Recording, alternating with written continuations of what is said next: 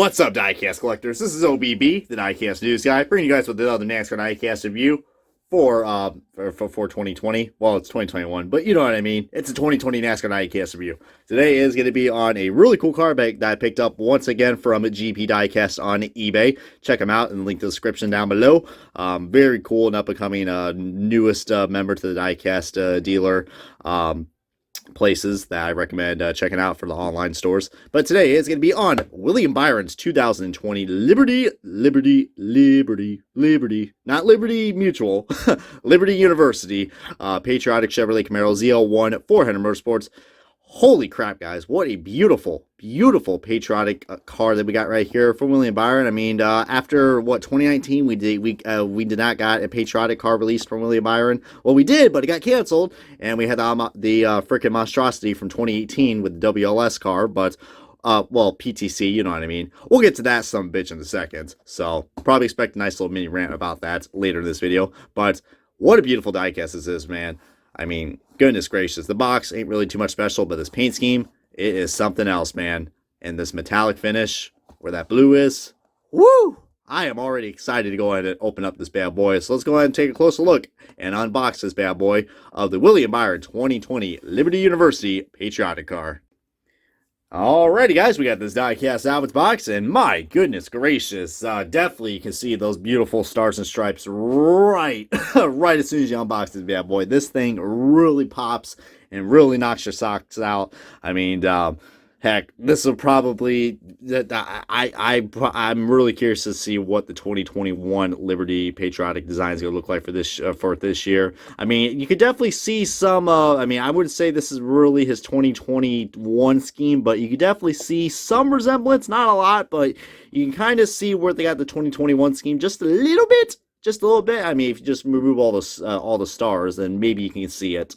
I don't know. Either that or I'm losing my goddamn mind. But but this is probably the best Liberty University Patriotic car that we got by far, since we've only had 2 released. All right, 2 out of the 3 years were released.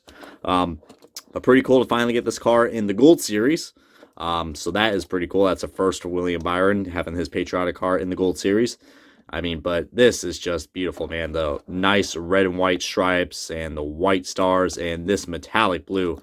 Oh my goodness, this is one thing I loved about some of the Hendrick schemes that we've had from many years ago. Can't say that now because Lionel's been inconsistent with these types of finishes, but this is how you do a metallic finish, man. Look at that. You got the nice little, it almost looks like this car is glitter, but this is way better than the crap we had with the Chase LA diecast, excluding the 2021. That one does not have one, but my God, this is how you do a metallic finish. So great job by Lionel on their part. I mean, it still kind of looks like glitter, but it really almost kind of makes this car look like it has like a galaxy scheme to it, which is pretty cool. But you can definitely tell this car is definitely older than the fucking Dickens, because the Hertz logo, yeah, that's no more. But the patriotic design, man, that is beautiful. Glad they put it on here because, you know, he ran this car at the Coca-Cola 600 at Charlotte, which, you know, his teammate, Chase Elliott, could have won, but, you know, Alan Guffinson, I mean, I can't criticize him now because he is now a championship-winning crew chief, but before then, yeah, that was a stupid fucking call. No ifs, ands, or buts about that. And it's just me, or is that Liberty University logo looks a little, I mean, it's supposed to be like that, guys? I mean, the LU logo, first of all, I do love the Liberty University logo. It has a nice American background to it. That is pretty cool. Props to creativity by Liberty University and their designing department. But yeah, I mean, these stars are kind of, I mean, you got some nice stars going right here, but you see, that's not centered. This is more lower. This is more, I guess you could say, upper.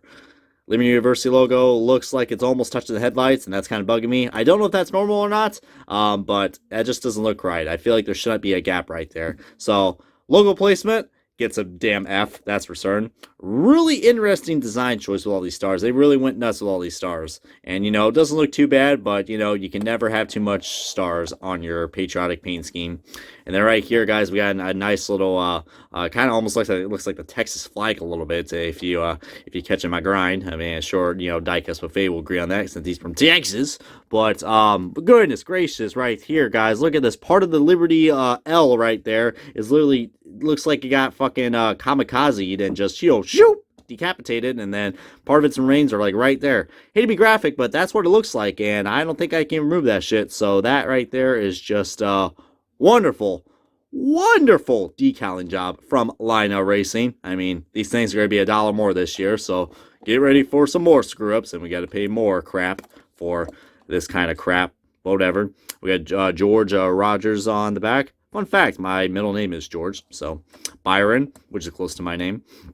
Liberty University, and this one actually has the 1LE logo on it compared to some of the older, some of the early releases that we got from William Byron. Gotta love those Chevrolet taillights and that, giant ass spoiler. And yeah, this side's same as the other side, as you know, famous good friend of mine would always say, Race Day 2011. Yeah, this paint scheme's pretty cool, man. I really do recommend picking this up. I didn't really like it at first on the renders, but seeing it on the diecast form, my God, it really changes your perspective of how some of these cars can be really eye-popping. And this one in particular was no exception. It's unfortunate, Willie Byron, started in the top 10 in this car at the Coke 600, and sadly, besides the Daytona win, hasn't really been a good season. So I think this year he really needs to step it up. Hopefully he has a breakout year. But I got a feeling, I think Henry Motorsports, man, this year is going to be the year for them to break out even further. This is the team to watch out for this year. But, yeah, but he finished 20th in this car, which is unfortunate, but at least in a wreck compared to some of his other races. But speaking of wrecking, we got to talk about the monstrosity that I'm about to show you right here. And, yeah, might as well put a little alert warning right here. It's a PTC mold car. Here's probably one of the worst side-by-side comparisons I'm ever going to do. But here is his 2018 Liberty University Patriotic Car. And right off the bat, you can just see how bare and basic and how bad the decaling and the paint job is, the finish, everything. Everything about this car sucks ass. Holy crap. Oh my God. I mean, especially, first of all, I'm glad they got rid of the A-pillar design, but literally, this is like the 2018 Patriotic design is probably the most laziest patriotic design I've ever seen. Just take his Liberty University primary, add a bunch of white stripes and some Americanized logos, and then there you go. There's your patriotic design. Glad they finally, stepped up and created some really cool paint schemes. I mean, hell, even his 2019 scheme was actually pretty cool. It still shows some resemblance from 2018, but it was different. But the 2020, man, this one is just kicks its ass to the curb in every single level. I mean, my God, I will be dead ass shocked. Speaking of getting shocked, goddamn, look at that A-pillar. God damn, we gotta get rid of that. So, goodbye.